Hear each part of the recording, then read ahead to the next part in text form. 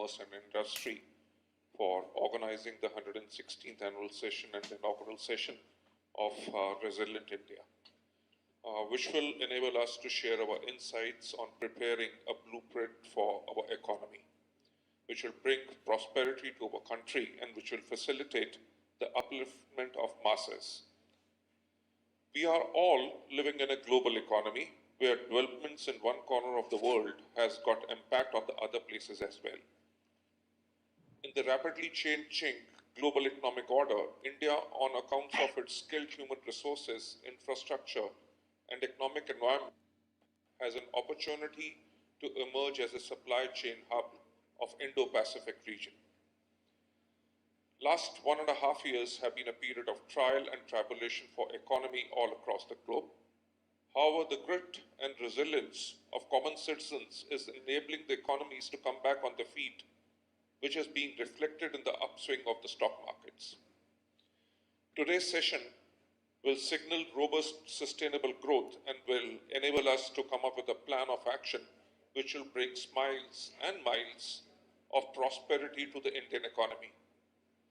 I am delighted to share the dais with the captains of the industry, Shri Sanjeev Puri, CEO and MD ITC Limited, Shri Alok Kirloskar, Managing Director, SPP Pumps Limited, UK, and Head International Business, Kirloskar Brothers Limited, Shri Manish Bhatnagar, Managing Director, SKF India Limited.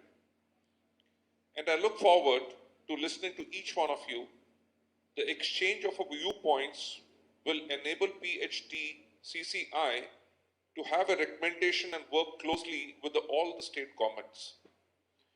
India has a federal structure of governance, and over the years, states of Indian Union have been encouraged to pursue economic reforms initiatives in their respective states. In India, center and states have a very structured and process-oriented working relationship, and they work together on many nation-building initiatives jointly as Team India. Bureaucracy in India has a huge responsibility, and it has to be nimble and proactive in delivering the growth for our economy, and it needs to adapt to the changed economic circumstances.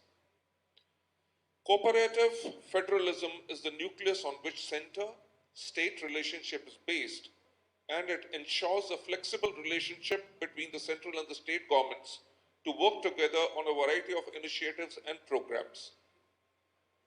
India is a resilient nation and is poised to become a 5 trillion economy by 2026. And it aspires to become a $10 trillion economy by 2032 and 33. In our nation's march towards economic prosperity, sustainability, agriculture, food processing, manufacturing, and exports will play a very prominent role. These are growth sectors of Indian economy and landmark policies envisaged by center and states boosting its overall growth. Combined and cooperative efforts of center and states through path-breaking reforms will be the driver for overall economic growth.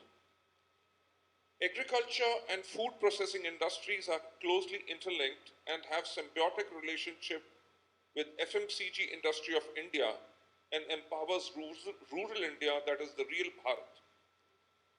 It has been due to the efforts of Indian farmer that India has emerged as self-reliant in food production.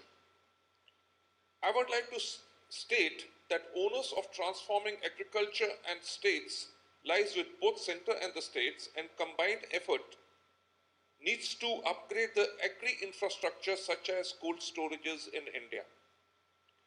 I urge the government to push creation of world-class infrastructure and high-quality motorable roads, especially in the rural India, which will ensure transportation of agriculture produce across favorable markets in quick time.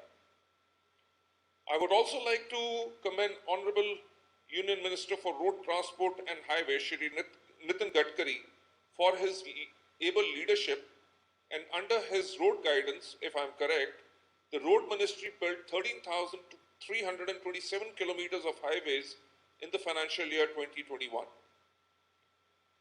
I would also like to draw attention towards manufacturing and exports, and would like to state that exports showcase the pulse of the nation.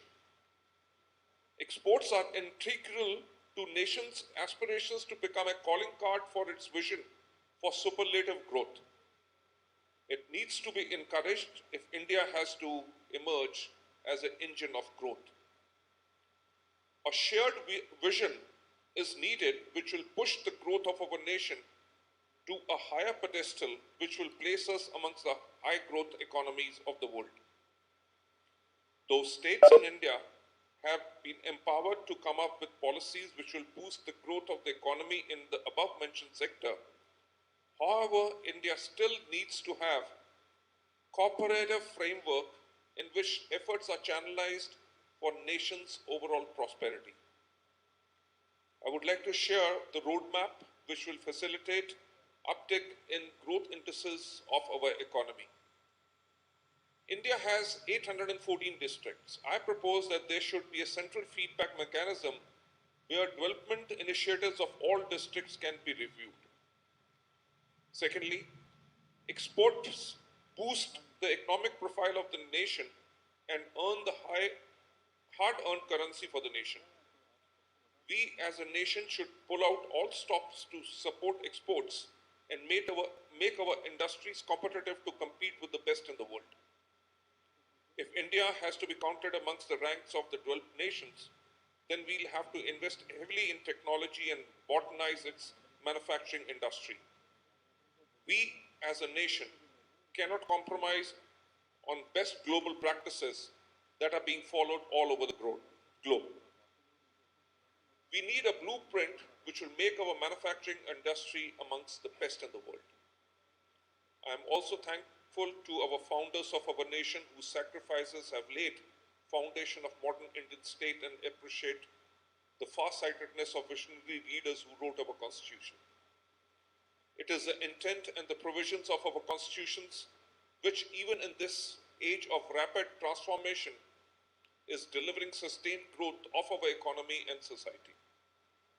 Though there are 30 states in the Union, still we are all drawn to put our efforts towards common enshrined goal of our nation, that is prosperity and progress of our nation, which will realize the dream of our Honorable Prime Minister, Shri Narendra Modi ji, in making our country a 5 trillion economy by 2026.